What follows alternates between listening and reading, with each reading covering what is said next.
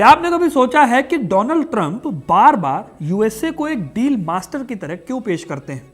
क्यों वो खुलेआम चाइना पर भारी टैरिफ लगा देते हैं? क्यों वो इंडिया जैसे मित्र देशों पर भी वीजा और ट्रेड के नाम पर अपना दबाव बनाते हैं? और क्यों वो यूनाइटेड नेशंस या फिर नेटो जैसे संगठनों को खुलेआम बेकार बता देते हैं? असल में ट्रंप अपनी ताकत का फायदा उठाने की कोशिश कर रहे हैं। उन्हें पता है कि अमेरिका के सुपर पावर का ऐसा इतिहास है कि वो कोई भी कदम उठाएंगे उसका असर दुनिया पर होगा और दुनिया को उनके फैसलों को मानना भी पड़ेगा। ऐसा ट्रंप को लगता है और इसी वजह से वो एक लीडर के साथ साथ एक बॉस की तरह भी खुद को प्रेजेंट कर रहे हैं और इसके पीछे छुपा हुआ है अमेरिका का इतिहास। हाल ही में ट्रंप ने चाइना पर 100% से भी ज्यादा की इंपोर्ट ड्यूटी लगा दी, ये कहते हुए कि अब अमेरिका को कोई धोखा नहीं देगा। भारत के साथ भी वो उसी अंदाज में पेश आए। उन्होंने H-1B वीजा को लेकर सख्ती दिखाई और ये तक कहा कि भारत को अमेरिका से ज्यादा फायदा होता है और आगे चलकर इसे बदलना होगा। ये सारी की सारी बातें, उनके सारे फैसले एक ही चीज को साबित करते हैं। ट्रंप सिर्फ अमेरिका की ताकत नहीं दिखा रहे, वो उसका इस्तेमाल कर रहे हैं जैसे एक राजा अपनी तलवार चलाता है। लेकिन सवाल यह है कि अमेरिका और अमेरिका के राष्ट्रपति ट्रंप, इनके पास ये हिम्मत आई कहां से? कैसे अमेरिका, एक नया देश जो बना था, वो इतनी जल्दी दुनिया का सबसे ताकतवर मुल्क बन गया? वर्ल्ड वॉर में ऐसा क्या हुआ जिसने अमेरिका को सुपर पावर बना दिया और आज के टाइम पर जो फैसले अमेरिका ले रहा है उन फैसलों को लेने में भी उनको कोई हिचक नहीं हो रही है। इस वीडियो में हम जानेंगे अमेरिका के सुपर पावर बनने की वो अनसुनी कहानी और ट्रंप के उस व्यवहार का राज जो आज पूरी दुनिया को डरा रहा है। तो वीडियो को अंत तक जरूर देखिएगा, क्योंकि अपना इतिहास नहीं जानोगे तो खुद को कैसे पहचानोगे। अगर आप स्विगी से ऑर्डर करते हो और पैसे बचाना चाहते हैं तो आप एक्सिस बैंक के माई जोन क्रेडिट कार्ड को अप्लाई कर सकते हैं। यह credit card life time free है और इसके साथ कई सारे ऑफर्स भी हैं। लिंक डिस्क्रिप्शन में है, चेकआउट करना मत भूलिएगा। अगर आप इतिहास को देखें तो दुनिया की ताकत हर टाइम पीरियड में अलग अलग देशों, यहां तक कि महाद्वीपों के पास रही है। जैसे प्राचीन काल को अगर आप देखें तो चीन, रोम और भारत, ये तीन देश या साम्राज्य कभी दुनिया के सबसे ताकतवर हिस्से हुआ करते थे। 1800 तक दुनिया की पूरी इकोनॉमी इंडिया और चाइना के इर्द गिर्द घूमती थी। यहाँ से बड़े पैमाने पर सामान को यूरोप में एक्सपोर्ट किया जाता था। लेकिन इसके बाद जब मॉडर्न वर्ल्ड की शुरुआत हुई, जब यूरोप में इंडस्ट्रियलाइजेशन आया, तो यूरोप ने इन सभी बड़ी ताकतों को अपने कब्जे में कर लिया। फिर चाहे वो हिंदुस्तान हो जहाँ मुगलों का राज हुआ करता था, चाइना हो या फिर ऑटोमन सुल्तानों के कब्जे में रहा मिडिल ईस्ट ही क्यों ना हो। लेकिन सेकेंड वर्ल्ड वॉर खत्म होते होते ना भारत, ना चीन, ना इंग्लैंड, ना फ्रांस, इन सभी ताकतों को पीछे छोड़कर यूएसए बन गया पूरे दुनिया का सबसे ताकतवर देश। 1900 के बाद सिर्फ 90 से 100 सालों के अंदर यूएसए की जीडीपी दुनिया की जीडीपी का लगभग 26% हो गई। अब ये हुआ कैसे? इसके लिए जाना होगा इतिहास में। कहानी को शुरू से शुरू करें तो साल 1492 की बात है। इटली के एक यात्री जो इंडिया को ढूंढने निकले थे, वो नॉर्थ अमेरिका के कुछ आइलैंड्स के पास पहुंचते हैं। इसके बाद से ही यूरोप को मिलता है अमेरिका का पता। इससे पहले तक एलियन और अमेरिका में कोई बहुत बड़ा अंतर नहीं था, क्योंकि दुनिया को अमेरिका के बारे में भी कुछ नहीं पता था। फिर खोज के बाद शुरुआत होती है अमेरिका को अपनी कॉलोनी बनाने की। जो यात्री यहाँ आए उनका नाम था क्रिस्टोफर कोलंबस। क्योंकि वो इंडियंस को ढूंढ रहे थे, इसलिए जब वो यहाँ पहुंचे तो उन्हें लगा कि उन्होंने इंडिया को ढूंढ लिया है। यही वजह है कि अमेरिका में रहने वाले लोगों को इन्होंने रेड इंडियंस कहकर बुलाया। रेड इंडियंस यहाँ की लोकल आबादी थी। इन्हें नेटिव अमेरिकन भी कहा जाता है।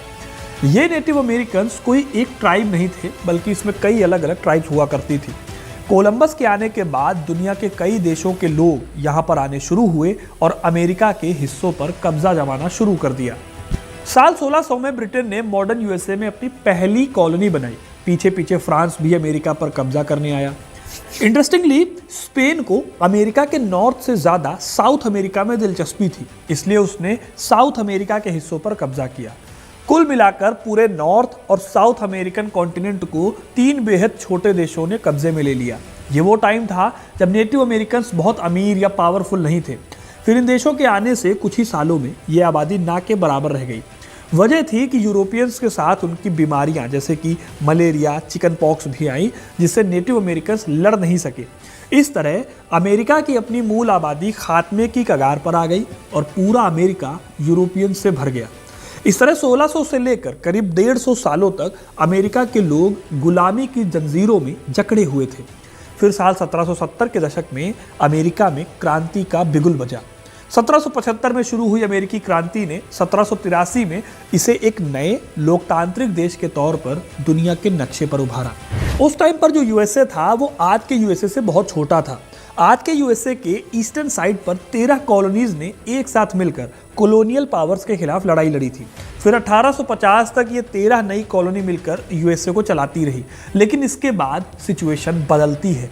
दरअसल हुआ ये कि यूएसए जब आज़ाद हुआ था तब उसके आसपास ब्रिटिश, फ्रेंच और स्पेनिश कॉलोनीज थी।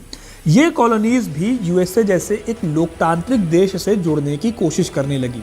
इस नए देश में उन्हें अमेरिका के लोगों की तरह ही फ्रीडम मिलती, इसलिए फ्लोरिडा और ओहायो जैसी जगहें यूएसए के साथ जुड़ गई। ऐसे ही 1836 में मेक्सिको के पास मौजूद टेक्सास ने भी अमेरिका के साथ हाथ मिला लिया। हालांकि मेक्सिको ने इस मामले में टांग अड़ाई क्योंकि उसी के पास ये जगह पड़ती है, लेकिन फिर भी यूएसए ने टेक्सास को अपने साथ मिला लिया। ऐसे ही धीरे धीरे करके अमेरिका 13 कॉलोनी से बढ़कर 51 स्टेट्स का एक बेहद बड़ा देश बन गया। इसमें भी कनाडा के ऊपर मौजूद अलास्का स्टेट शामिल है, जिसे 1867 में यूएसए ने रशिया से खरीद लिया था, वो भी सिर्फ $7.2 मिलियन में। अमेरिका को पता था कि जितनी बड़ी उसकी बाउंड्रीज होंगी उसको वर्ल्ड ट्रेड से लेकर रिसोर्सेज और अपनी सिक्योरिटी को लेकर उतना ही ज़्यादा फायदा होगा। इसलिए उसने ना सिर्फ अलास्का को खरीदा बल्कि पैसिफिक ओशन के पास मौजूद हवाई आइलैंड को भी अपने कब्जे में कर दिया। ऐसे ही पोर्टो रिको और फिलीपींस जैसे हिस्से भी कभी अमेरिका के पास थे। लेकिन सिर्फ यही अमेरिका को ताकतवर नहीं बना रहे थे।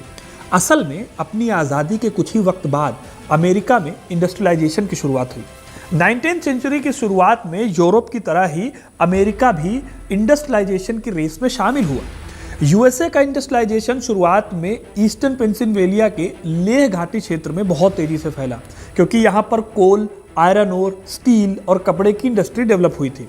फिर जैसे जैसे अमेरिका में डेवलपमेंट बढ़ता गया, नहरें, सड़कें और बांध बनने शुरू हुए, वैसे ही यहाँ पर अलग अलग तरह की इंडस्ट्रीज भी डेवलप होनी शुरू हुई। इस डेवलपमेंट ने अमेरिका को दुनिया की रेस में काफ़ी आगे खड़ा कर दिया। लेकिन सिर्फ इंडस्ट्रियल रेवोल्यूशन से बात नहीं बनने वाली थी। किसी भी देश को एक सुपर पावर बनाने के लिए उसकी अर्थव्यवस्था के लिए ज़रूरी हर पहिए का काम करना ज़रूरी था। इसीलिए 1860 के दशक से खेती पर भी बहुत ध्यान देना शुरू किया गया। इसके जरिए हल की जगह नए एग्रीकल्चरल टूल्स डेवलप किए गए और इसके साथ ही खेती की ज़मीन के छोटे छोटे टुकड़ों की बजाय बड़े एग्रीकल्चरल लैंड फार्म्स बनाए गए। इसने अमेरिका में खेती को और भी ज़्यादा तरक्की दी। इन सब के चलते साल 1900 आते आते यूएसए एक बहुत बड़ा देश बन चुका था। रशिया और कनाडा के बाद अमेरिका दुनिया का तीसरा सबसे बड़ा देश था और जाहिर है कि एक बड़े देश के पास इकोनॉमिकली ग्रो करने के लिए काफ़ी अपॉर्चुनिटी मिलती है। जितना बड़ा देश होता है उतनी बड़ी इकोनॉमी और उसी हिसाब से आपकी जीडीपी भी ग्रो करती है। ऊपर से अमेरिका के पास क्रूड ऑयल से लेकर दूसरे मिनरल्स का भंडार था, जिसने एक तरह से अमेरिका को आत्मनिर्भर देश बनाने में मदद की। इस तरह से अमेरिका तेजी से तरक्की कर रहा था। फिर तो आपको पता ही है कि 20वीं सदी त्रासदी का काल था। 20वीं सदी में 2 बड़े वर्ल्ड वॉर हुए और उसके बाद एक लंबा दौर कोल्ड वॉर का आया। अब मज़ेदार बात यह है दोस्तों कि ये दोनों युद्ध हुए थे यूरोप में, 2 शक्तियों के बीच। शॉर्ट में बताऊं तो France, Germany, UK, Spain, Austria और इटली जैसे यूरोपियन देश आपस में बिल्लियों की माफिक लड़ रहे थे। वहीं यूएसए इस लड़ाई में बंदर की माफिक दूर बैठा नज़ारा देख रहा था। उसने इस लड़ाई का खूब फायदा उठाया। अमेरिका ने खुद इस लड़ाई में हिस्सा नहीं लिया, बल्कि इन सभी यूरोपियन देशों को अपने हथियार सप्लाई करने का काम किया। इस दौरान अमेरिका ने डायरेक्टली पार्टिसिपेट नहीं किया वॉर में। इसका रिजल्ट ये निकला कि अमेरिका एक लौता ऐसा देश बना वर्ल्ड वॉर में जिसे इस युद्ध से फायदा मिला था, इसे नुकसान तो हुआ ही नहीं। पहले और दूसरे वर्ल्ड वॉर में अमेरिका ने बड़े पैमाने पर वेपन्स की सप्लाई दुनिया भर में की। इसमें फ्रांस और ब्रिटेन जैसे सुपर पावर्स शामिल थे। इन्हें हथियार बेचकर अमेरिका ने बहुत पैसा कमाया।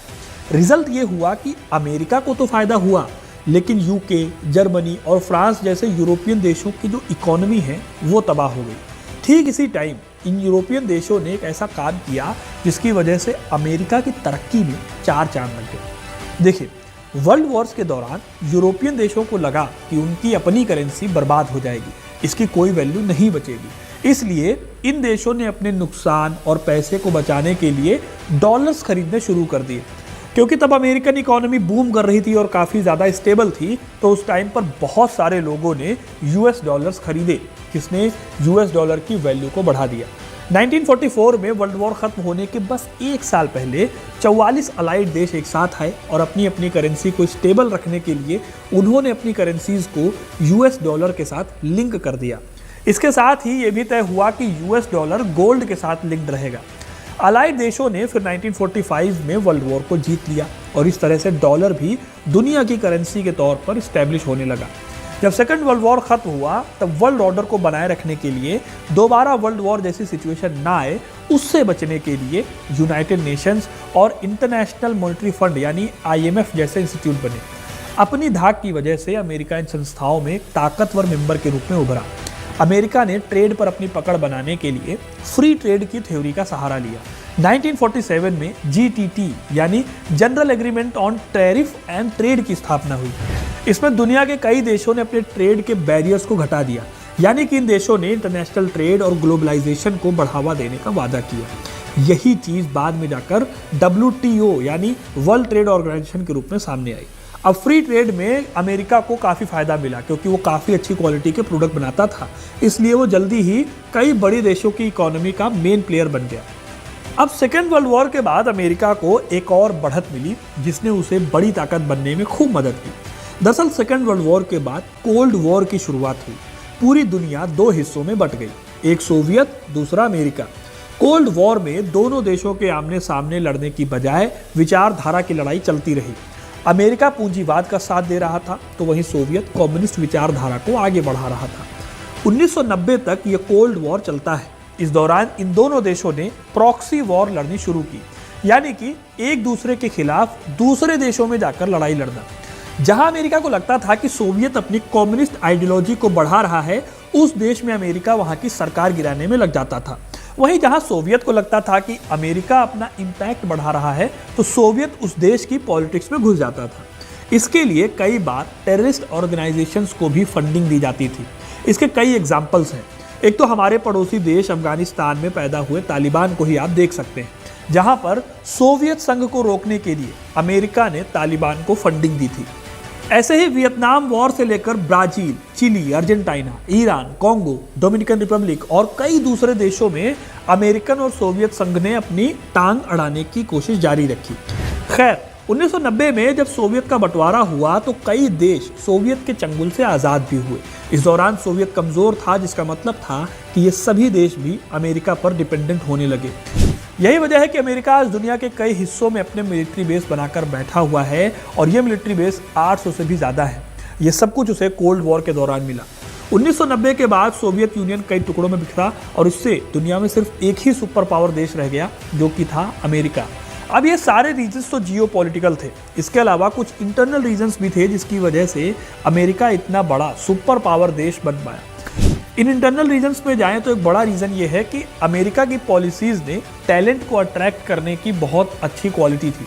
अच्छे इमिग्रेंट्स को वो अपने देश में रखती थी। आप बहुत सारे एग्जाम्पल्स इसको देख सकते हैं जहां पर अमेरिका ने बहुत अच्छे अच्छे टैलेंट्स को अपने देश में जगह दी। कल्पना चावला, सुनीता विलियम्स, सत्या नडेला जैसे कितने इंडियंस हैं जो अमेरिका में जाकर सक्सेसफुल बने। अल्बर्ट आइंस्टाइन एक जर्मन थे जो कि अमेरिका में जाकर पॉपुलर हुए। एलन मस्क एक साउथ अफ्रीकन थे जो कि अमेरिका में आए और इतने सक्सेसफुल बने कि आज के टाइम पर अमेरिका की टेक इंडस्ट्री के साथ साथ वो अमेरिकन पॉलिटिक्स से भी जुड़े हुए हैं। तो दोस्तों ये है कहानी अमेरिका के एक बहुत ताकतवर देश बनने की, जिसमें कई सौ सालों की मेहनत लगी है और बहुत सारा काम हुआ है अच्छे लेवल पर। अब आपको यह कहानी कैसी लगी कमेंट करके ज़रूर बताइएगा। वीडियो को लाइक और शेयर करना ना भूलिए और ऐसी इंटरेस्टिंग कहानियों के लिए, इतिहास से जुड़े रहने के लिए हिस्ट्री कनेक्ट को सब्सक्राइब ज़रूर करें। धन्यवाद।